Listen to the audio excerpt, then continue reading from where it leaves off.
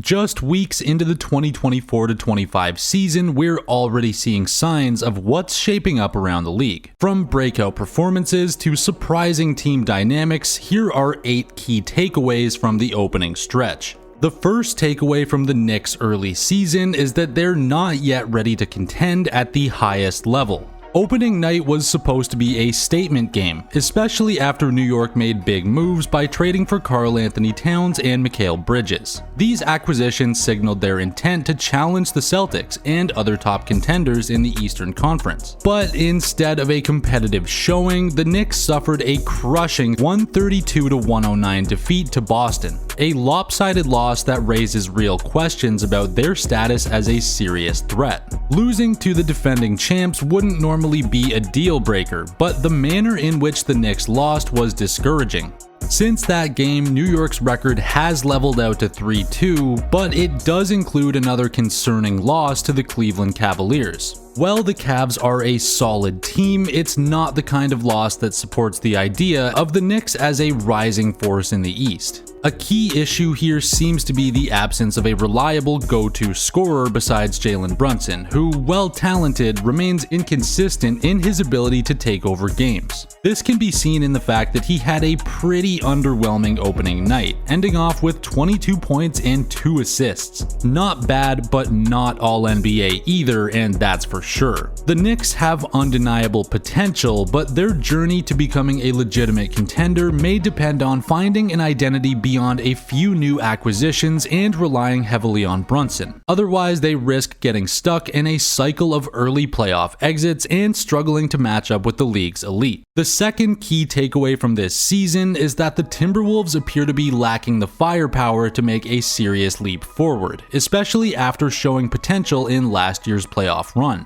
Despite an off-season overhaul, the Wolves opened with a disappointing loss to the Lakers, a game that should have been an early statement if Minnesota wants to be seen as a true contender. The team decided to move on from Karl-Anthony Towns, trading him for Julius Randle and Dante DiVincenzo, a situation that raised eyebrows at the time and so far hasn't shown to be a seamless fit.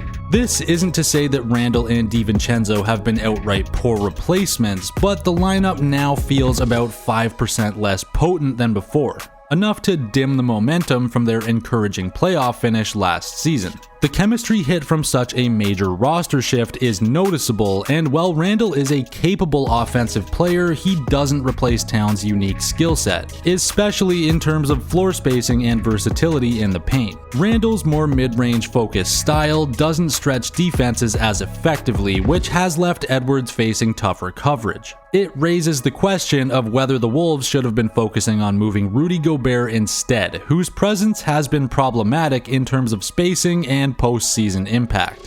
Gobert's limitations, particularly in the playoffs where teams often neutralize his rim protection by just drawing him out of the paint, might justify finding a younger, more cost-effective center who can offer similar strengths without the superstar price tag to focus on beefing up other areas for the team. Edwards is a rising star, and the Wolves need to build around his skill set, which might have been better served by keeping a versatile big like Towns. Without an unexpected breakout or major lineup shift, they risk plateauing just as Edwards hits his stride, limiting both his growth and the team's ceiling.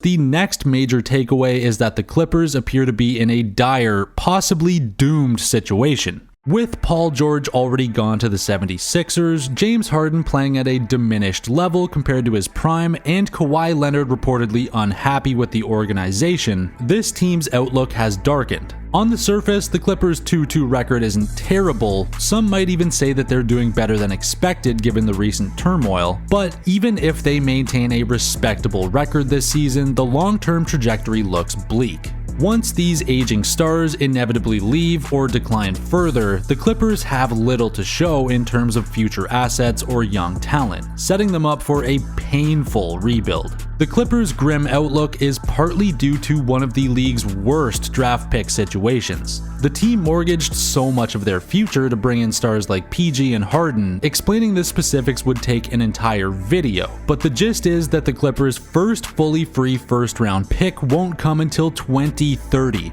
For a team that may be entering a prolonged rebuilding phase sooner than expected, this is a catastrophic lack of draft capital. They'll need to rely on their location in Los Angeles, one of the most desirable cities to live in and a historic lure for free agents, but even this is far from a guarantee, as the team has typically been overshadowed by the Lakers in free agency appeal.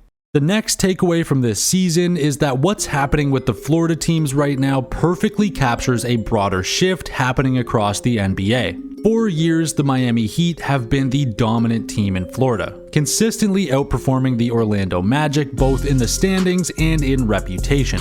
Led by the core of Jimmy Butler, Bam Adebayo, and Tyler Hero, the Heat have carved out a unique identity as underdog contenders, pushing deep into the playoffs in recent years despite lacking a traditional superstar. In contrast, the Magic have been languishing, seen by many as a franchise mired in poor draft choices and questionable management, struggling to find direction and enduring frequent rebuilds. However, tides are changing in Florida, and it's symbolic of a larger shift in the league. The Magic, after several seasons of strategic rebuilding, now seem poised for a breakout.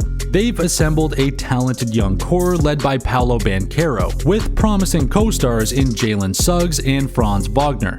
These players have given Orlando a newfound confidence and structure, and this young core is already showing signs that it could become one of the most formidable lineups in the Eastern Conference within a few years. Zooming out, the Florida teams perfectly embody what's happening league-wide as a new generation of talent rises to the forefront. Established stars are beginning to share the spotlight with young dynamic teams whose players are maturing faster and showing greater promise. The rise of these young teams and players signals a generational shift, challenging the dominance of older teams and opening up new possibilities for competition across the league. The Heat, much like the Clippers and other veteran-heavy teams, may soon find themselves struggling to keep pace with the emerging powerhouses.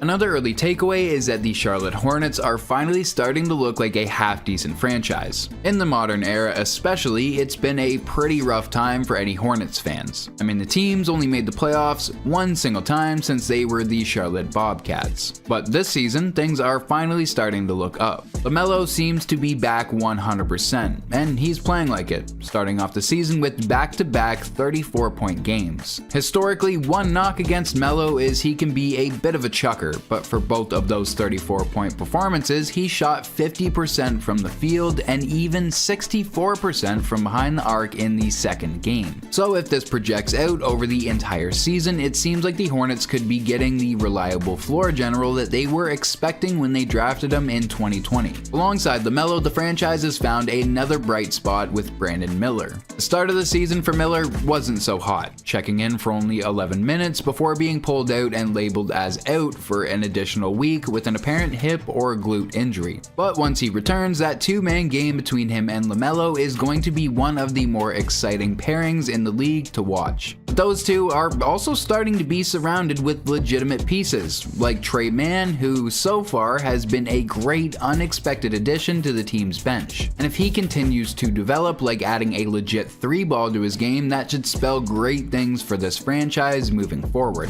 It feels like this team was trying to be on a similar schedule as other franchises like the Magic or the Thunder, who were rebuilding around the same time. However, the Magic and Thunder are actually going to make serious noise this year.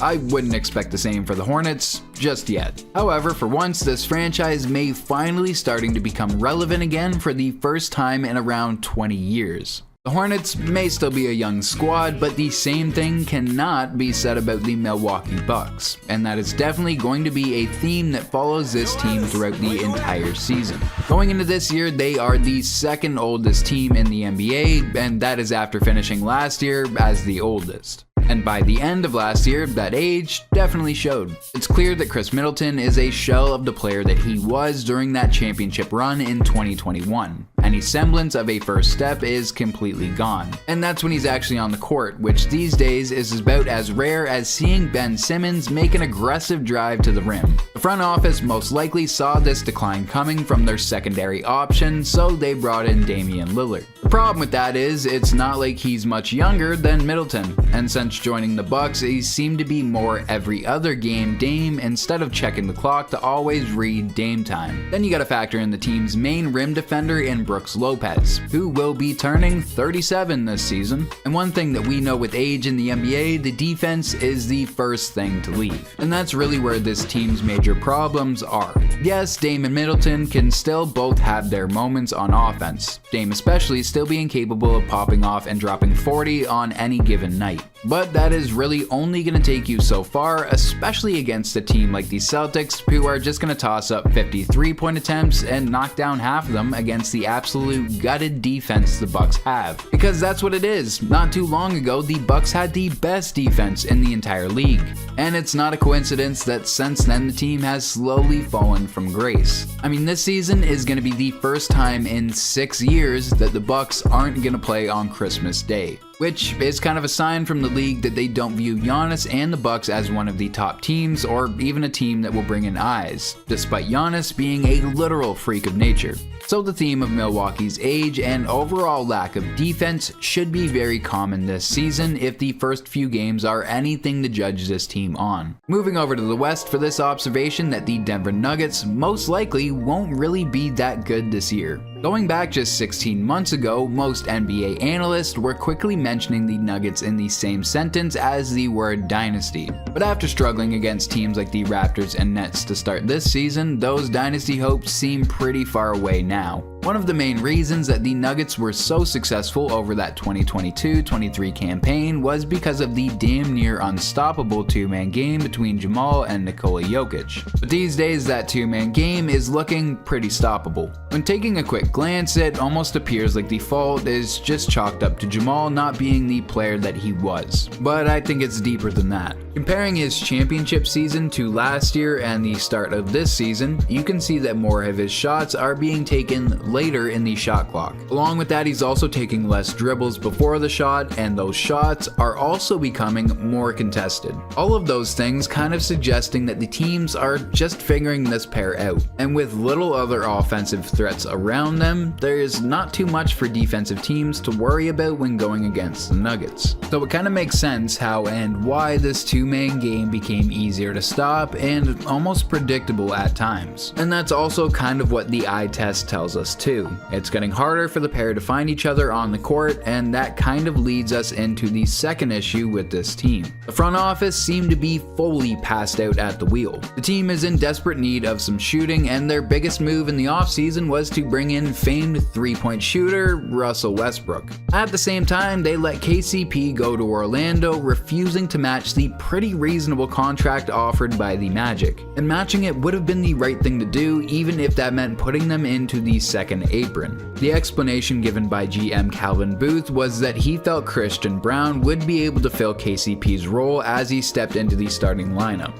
But if you remember last year, Calvin's plan was for Christian Brown to fill Bruce Brown's role as the team's sixth man off the bench, which is a plan that I think everyone can agree was a massive failure. Now with Brown trying to fill KCP's shoes, it seems like Peyton Watson will have to fill the void left by Bruce Brown. In theory, that's all fine and well, but when you have debatably the best player in the entire world on your team, you need to be a bit more aggressive than that. This team was on the brink of something special after that 2023 playoff run, but inaction from the front office has kind of left them gutted. They're throwing more responsibility on younger or just rookie players to fill the role of certified guys that the Nuggets knew were successful with Jokic and Jamal. And despite paying MPJ a massive bag, they should know his limitations by now, and that even if he was to become the second coming of prime Klay Thompson, that is still a massive burden to carry as really the team's only three-point shooter. So now you're asking Nikola Jokic to not only be your best passer, your best rebounder, but also the team's most efficient high-volume shooter, which is a lot to expect even from a three-time MVP. And besides that, that's not the style of game that Jokic typically likes to play.